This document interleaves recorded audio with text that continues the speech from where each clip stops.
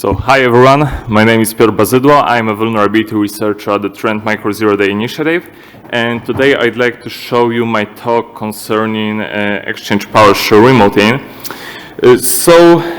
In fact, what you have to know is that Exchange PowerShell remoting is based on Windows PowerShell remoting. So you could say that it's like a sandboxed PowerShell remoting with a couple of extensions.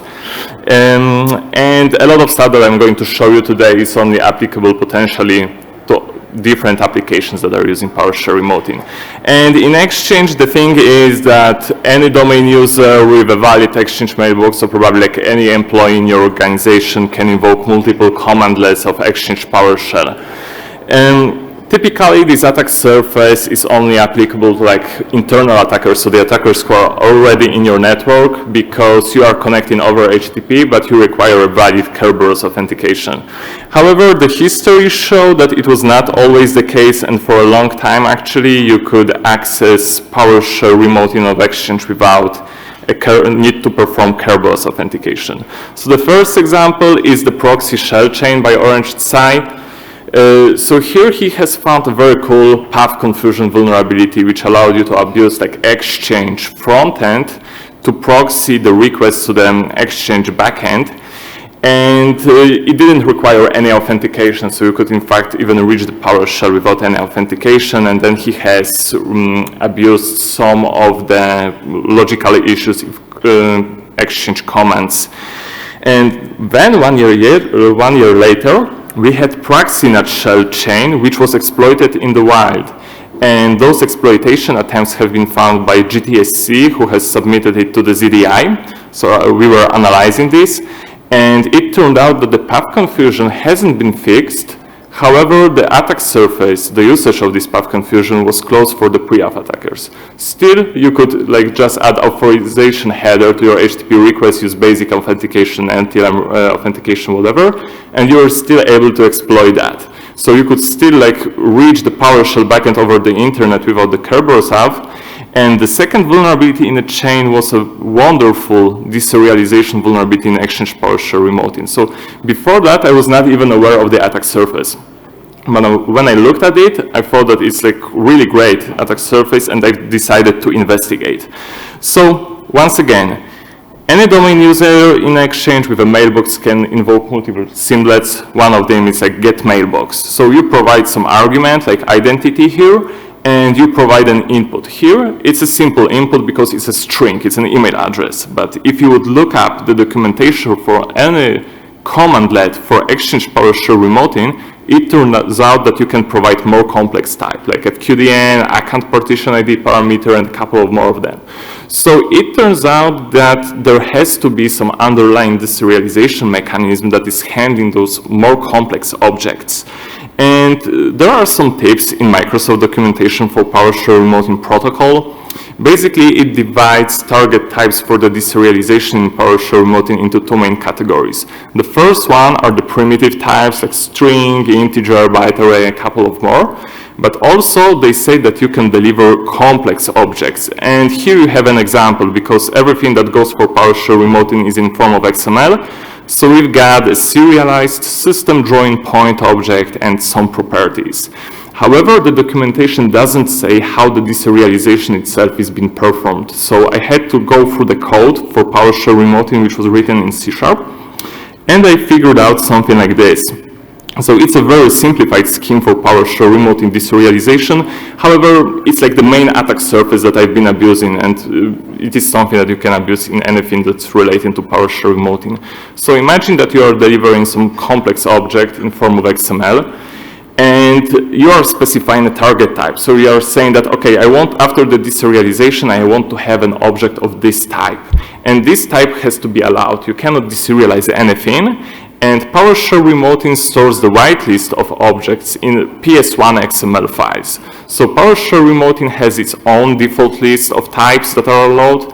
Also, Exchange extends it, so it adds the Exchange-related objects to the list with its, and Exchange specifies its own files, like Exchange types PS1 XML. So when the type is allowed, PowerShell remoting is retrieving some properties for the deserialization.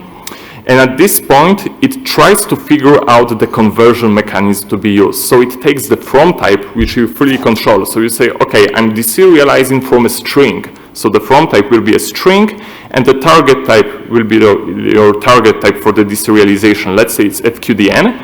So it calls the figure conversion method, and it selects the internal deserialization mechanism that it will use for the deserialization. And there are a lot of them. I have selected like 3 that are the most powerful ones. The first one is convert via parse method. So it allows you to call a public static parse string method of our target type.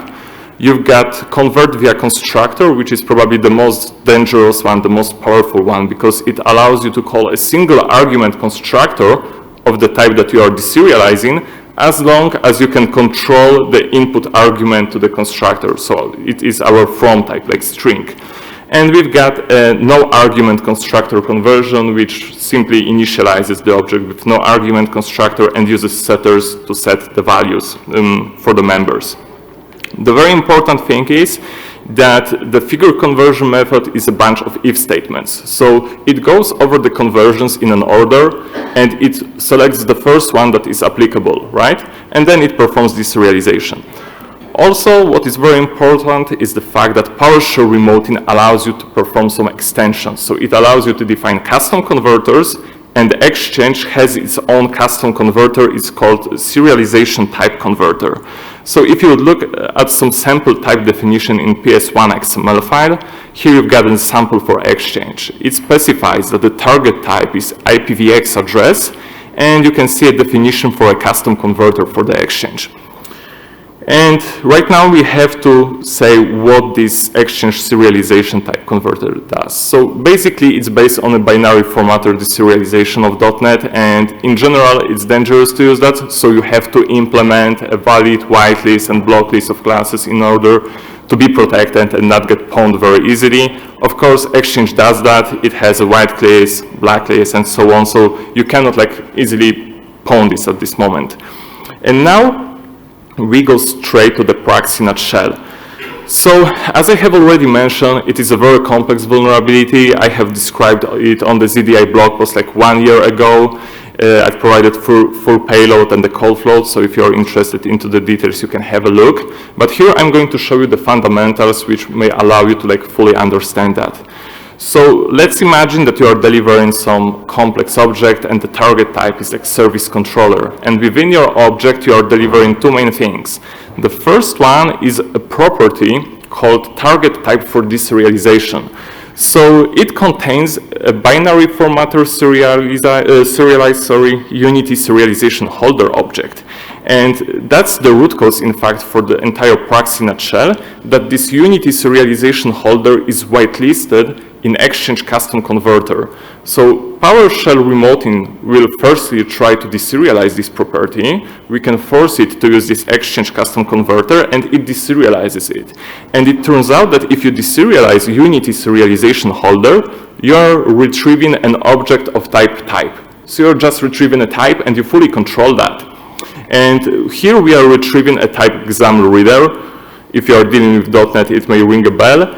So the neat trick about the ProxyShell shell was that it allows you to override the target type for the entire PowerShell remoting deserialization with the type that you have retrieved with this Exchange custom converter. So basically what we are reaching here, we are able to have internal PowerShell remoting deserialization reach with any type that we want. So the whitelist does not longer exist for us. And the next steps are very easy because we are delivering a from type which is string. It is just exam RCE gadgets for .NET. So PowerShell remoting will say, okay, so I'm deserializing from a string to exam reader, right? And I have this parse-based conversion which will just call exam reader parse method, and it's like an RCE primitive in .NET, right? So it leads to an easy remote code execution through the deserialization of exam. So basically, just to sum up this great vulnerability that was exploited in the wild, you can use it to deserialize anything you want with those internal PowerShell remoting deserialization routines. So after analyzing this, I decided to have a deeper look into the entire attack surface for PowerShell remoting in Exchange deserialization, and it led to like 14 CVEs, a couple of RCE chains, file writes, file reads, anti-LM relayings, because at that point anti-LM relayings were very dangerous in Exchange. They allowed you to escalate privileges, so like Microsoft was treating them very seriously. And a couple of more researchers also have found some like exploitation gadgets for that. So majority of this stuff that I have found was based on the idea that you can like override the target type and do some fancy stuff, but not all of them. And I'm going to show you them because they may be important if you ever see like PowerShell remoting used somewhere else. And here we've got a very fun like concept for PowerShell remoting. So Exchange has whitelisted a file info class for PowerShell remoting. And deserialization of file info in .NET leads to anti-LM relay, right? On the other hand, you can see that there is Exchange custom converter was specified for it. And when you look at this converter, it has an internal whitelist, and it turns out that file info is not whitelisted inside. So at this point, you may say, okay, it's all right, because I will not be finally able to deserialize file info. But what I have already mentioned is that conversion order matters in PowerShell remoting. So even if you allow some class to be deserialized with your custom converter, you have to be aware of the fact that the custom conversions are like last resort. So PowerShell remoting will firstly try to deserialize them with its own conversions. So here the payload was very simple. So I'm just like delivering target type, which is file info. I'm providing a string, and PowerShell remoting will say, okay, I can just use a single argument constructor of file info to deserialize that, and it leads to anti-LM relaying. So this is something that you have to be aware of when looking at PowerShell remoting deserialization. And now let's get back to ProxyShell. So we submitted to Microsoft. I was waiting for the patches, and I was thinking about the potential patch. And for me, the clear thing was that they are probably going to introduce another internal whitelist that provides another type control for this like Unity serialization holder. So my idea for the research was to look for like custom deserialization gadgets in Exchange code base. I have found like a couple of RCE gadgets, file read gadgets, and so on. And I thought that maybe some of those gadgets will be included in the whitelist because they will turn out to be like important for Exchange PowerShell. And I was right somehow, because majority of those gadgets were treated as duplicates by Microsoft, but two of them were treated as unique issues, one anti-LM relaying and one remote code execution. So you could say that I have bypassed like the patch for the proxy not shell before it even appeared, because I have reported to Microsoft, they have released the patch for the proxy not shell, but my RCE was still hitting, because one of the classes that I have used for the exploitation was whitelisted. So before moving to the gadget itself, let's have a look at the patch. So this Unity serialization holder that allows you to deserialize a type is still allowed. But as I have already mentioned, they implemented another like type control, internal type control. So you cannot deserialize and you cannot override the target type at this point with anything you want. But the bad luck was that one of the gadgets that I have found was allowed, and it was not a typical gadget. It was a very powerful gadget that I have called something like a bridge gadget, and it was like a fundament for my future exploitation attempts. So a quick look at the gadget. It was called multi-valued property. It's one of Exchange classes, and it's a generic class. It has a single argument constructor that we can use with those internal PowerShell remoting conversions. And the thing is that if we deserialize it with this Exchange custom converter, we fully control the internal type, because it's generic class, so you can specify something like multi-valued property of string, of FQDN, or any other type. And this generic type can be in fact treated by you at this point as an internal target type, because this constructor of multi-valued property leads to another internal deserialization mechanism. This time it's implemented in Exchange and not in PowerShell remoting, but it's very similar because it implements two powerful conversions, exactly the same like the ones that you have in PowerShell remoting. The one that allows you to call like a public static parse string method, and a single argument constructor, and we are calling it on this internal target type that we fully control again. So if you would look at the scheme for this, we've got the difference between this one and the ProxyShell shell from the attacker perspective is this serialized target type for deserialization. Previously, it stored exam reader type, and now it stores multi-valued property of exam reader. So PowerShell deserializes, it uses this exchange custom converter, we are retrieving multi-valued property of exam reader, and at this point, after the patch, Exchange checks this type, right? And it says, okay, multi-valued property is whitelisted, so it's good, but it never verifies these internal types of the exam reader. So in fact, we are overwriting the target type with the multi-valued property of exam reader. And then in the next step, we are deserializing from string to multi-valued property of exam reader. Exchange PowerShell remoting says, okay, I can use a single argument constructor conversion, and it leads to this internal deserialization mechanism when we have from type string still, but the internal target type is exam reader. And again, we are calling the exam reader parse method, which is like RCE primitive, and basically that's all. So in fact, we have reached something similar that we have reached with ProxyShell, but we have just abused the whitelisted classes of Exchange, which is like frequently used in PowerShell remoting, and it implements another deserialization mechanism which had no type control. So basically the same story, but in a different way. Okay, so after that, I was waiting for the patches. And I was expecting patch to implement another type control, this time for this internal deserialization mechanism. What I didn't expect that it is going to be based on the blacklist. So they didn't use a whitelist for this internal deserialization mechanism, but blacklist. So you can still call a single argument constructor, for instance, for anything that isn't blacklisted. And Exchange blacklist is very extensive. It contains a lot of classes. But Exchange codebase is also very huge, and .NET is huge. So there is always a space to look for something more. And basically, I've bypassed this patch immediately because, as you may remember, I have found a lot of gadgets before the ProxyShell was patched. I reported them to Microsoft, and they were treated as duplicates, majority of them. But in fact, they have never done anything with them. So they didn't include them in the blacklist. So I've just took one of the gadgets that I have found like 6 months before. I have chained them with this internal multi-valued property deserialization mechanism, and it was just an easy RCE for me. So the gadget was a command class. We are chaining it with multi-valued property, and what you deliver to the constructor of command is just getting executed. So you're just starting a new process, right? So here I'm providing cmd exit to the constructor, and it's getting executed, right? And that was it at this point. Okay, so after that, I'm still waiting for the patches, right?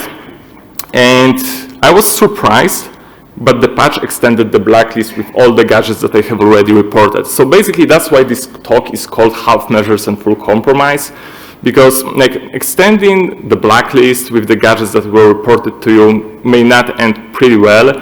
And in fact, NTLM relaying and denial of service gadgets were so easy to find. At this point, you have like dozens of .NET classes that you can call a single argument constructor and allows to perform some operations on the file. So I wasn't even focusing on them at all. So I just decided to go straight for remote code execution stuff.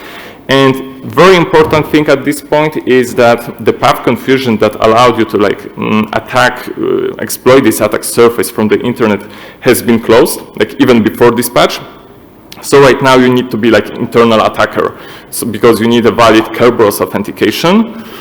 So you need to be inside the domain, but still any employee can get system on the exchange. Any internal attacker that got access to your domain can get an RCE on Exchange, so it's not very good, right? And at this point, looking for gadget was not so easy, but there were still some to be found. And the first one was Exchange class called Approved Application Collection, and its single argument constructor accepts a path to the cabinet file. So as I have already mentioned, you have to be inside of the domain in order to even exploit that at this point. So you can just create a public Samba share, pull the cabinet file over there, deliver a UNC path to this constructor, and Exchange will try to extract it to some temporary directory. The issue was that it was using extract32, which is Windows utility, and this Windows utility was just vulnerable to path traversal. It's like a zip slip, but for cabinet files. So the idea was very simple. You are putting a path traversal sequence into the cabinet file, you are uploading a web shell. The only issue was that if you are putting like .. sequences, it was detected by the defender. But it turned out that if you like replace the backslash with a forward slash, defender is not detecting that anymore. So it was like a bypass for the defender, and that's it. You're uploading a web shell and you're good to go. And one important thing is, like, we have reported this extract path traversal in Windows to Microsoft, and they say that it's not no fix, right? So it's like a caller's responsibility to verify that you are not extracted untrusted cabinet files. It's not fixed, it still hits. So if you ever see an application using extract32 for cabinet file handling, you know that you can abuse that. Okay, so at this point I knew that they are going to probably extend Blacklist with this gadget. So I decided to look for one more. And it led me to one of the most interesting chains that I have ever found. Like, it was very hard to exploit at this moment for me. And I have found an exchange class called shared type resolver. Again, we are abusing single argument constructor, so you can see that it was really one of the most powerful conversions. And this gadget, in fact, accepts a path, a string, and it tries to load a DLL called fuse paxos DLL from the path that you provide. So you have to know that since .NET 4, remote DLL loading is prohibited by default, right? So you can, it's not an RCE gadget at this point. You cannot just create a Samba share in the domain and load the DLL remotely. It won't work. It's a local privilege escalation gadget at this point. It's pretty good, but I still wanted to make it RCE because it looked cool. And I thought that I may need to look for some like file write primitive to drop a DLL to the file system and then load it. And it turned out to be a very hard task, but it led me to another like Exchange internal class, which was called dump data reader. And what it does, you again provide a path to the cabinet file, it verifies if it exists, and after that, it creates a temporary directory, which you could say is random because it's based on GUID and you cannot predict the GUID.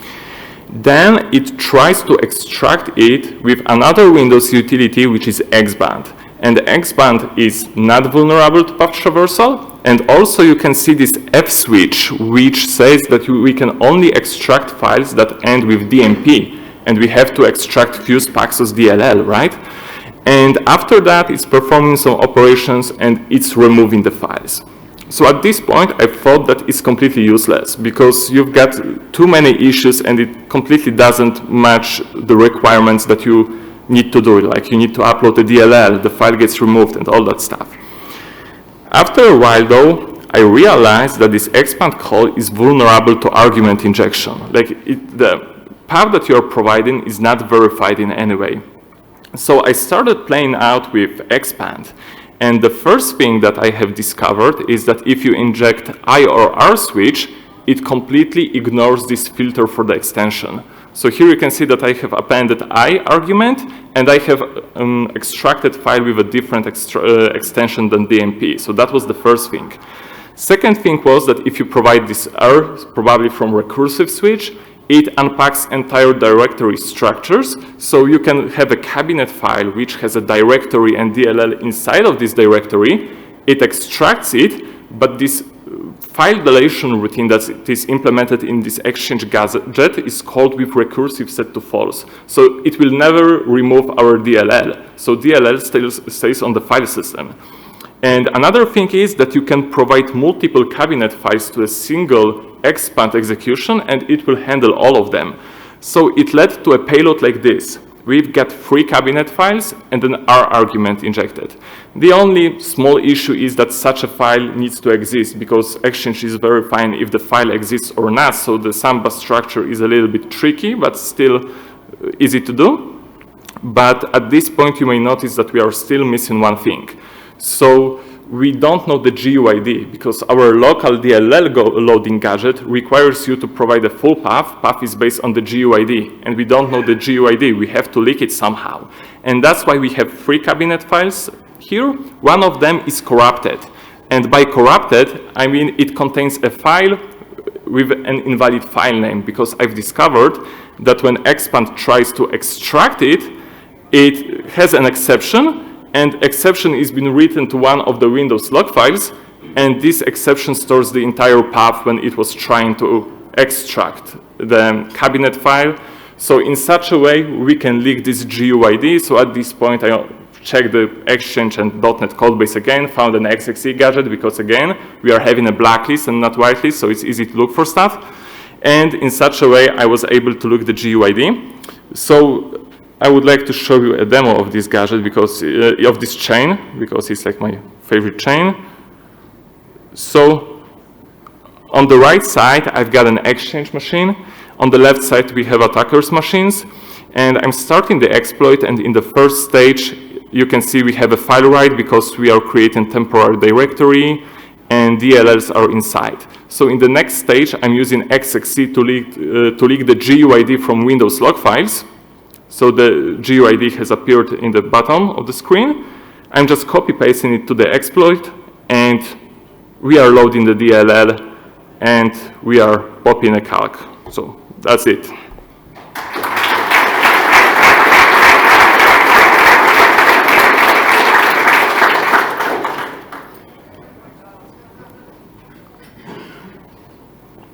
So again, waiting for the patches. And this time the patch was very good, because the entire whitelisting mechanism for those Exchange custom conversions was at this point only based on allow lists, and the internal types that you are providing for the generics are verified too at this point. So we are no longer able to abuse this internal deserialization mechanism, multi-valued property, in order to do the fancy stuff and deserialize anything that isn't blacklisted. It doesn't work anymore. So just to finish this research, I decided to focus on allowed classes again, and it led me to the thing that I have missed in the beginning. So this convert via no argument constructor conversion for the PowerShell remoting turned out to be more dangerous and more fancy than I had thought in the beginning. So what it does, imagine that you are providing some whitelisted type to the PowerShell remoting. It deserializes it with this no argument constructor conversion.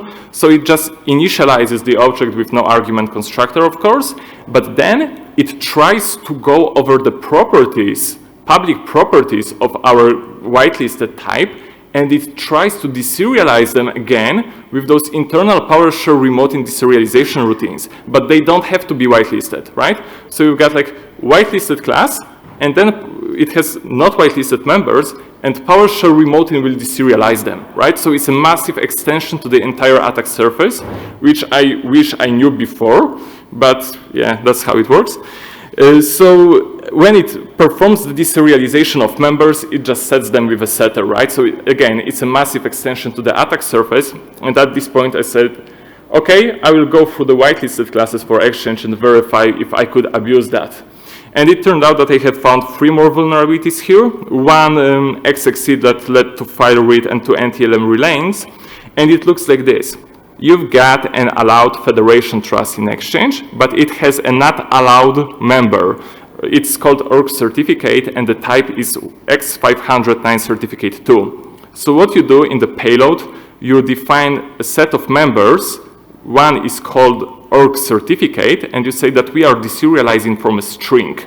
Here we just provide the UNC path that we want to abuse, and it will call the convert via constructor method of this X509 certificate tool, which is not whitelisted, but you can still deserialize it because it's just a member of whitelisted class. So another extension of the attack surface for PowerShell remoting that you have to be aware of while targeting it.